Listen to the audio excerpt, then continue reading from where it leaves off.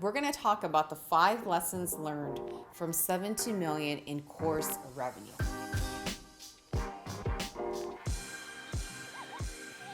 So before we jump in, make sure you hit the subscribe button by clicking below.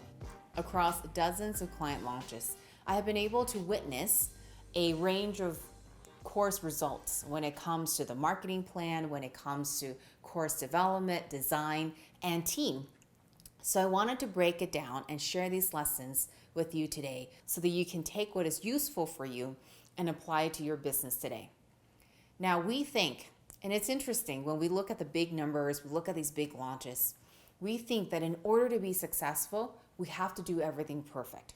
And the first lesson I learned is that if we overthink the details, that actually holds us back. And instead of focusing on one thing being perfect, it's really about how all the pieces come together. It's impossible to get a launch 100% right because with digital, there are so many different elements, the emails, the links, the click. If you get 70% of a launch right, you'll have a great launch. The first lesson is about choosing progress over perfection because it's about how the key elements come together that's going to have you be successful.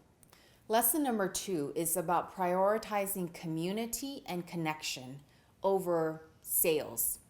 And that may sound counterintuitive, but here's why I'm saying this. When I examine the education businesses that I've been a part of growing, where there has been the most stickiness factor, where there has been the most referrals and word of mouth, even if we're leveraging advertising campaigns, has been where there has been group learning, cohort learning, and community. And here's the thing with community. You may be thinking, oh, it's exhausting to keep a community up.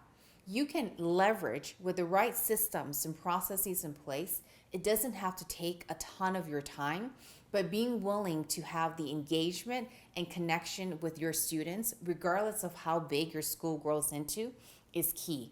And it creates that stickiness. It creates that true fan. Lesson number 3, in order to maximize your profitability, you have to have more than one offer. It's okay if you start with one offer, and in fact, we recommend it. What is your core specialty program that is uniquely you and what you want to teach? However, once you launch that core offer, it's important to look at how you can extract other offers, whether it be more in-depth, more advanced, or more entry-level offer from that program. The reason being is that your audience have different needs at different times. And some people may be ready to jump into that big program and others may just not be ready based on what is going on for them. You don't want to lose them as a customer just because they weren't ready. You've already done all the work of getting your message out, building that connection, and getting them to say yes. You want to make sure you have more than one offer so that you can meet the different needs of your audience and community. The 4th lesson is getting specific with your niche. And one of the gifts about the reach of the internet and how many people are online is that it actually allows you to grow a big business going really deep. Whether you're choosing to work with dog owners online or you're teaching a specific style of yoga. The broader, the bigger the market demand, the deeper, the more specific you want to get with the audience you're serving and the phase of which you're serving them. And finally, the 5th lesson is you don't need to have a big audience to get started. You can't grow until you start, and you actually build faster when you start to launch.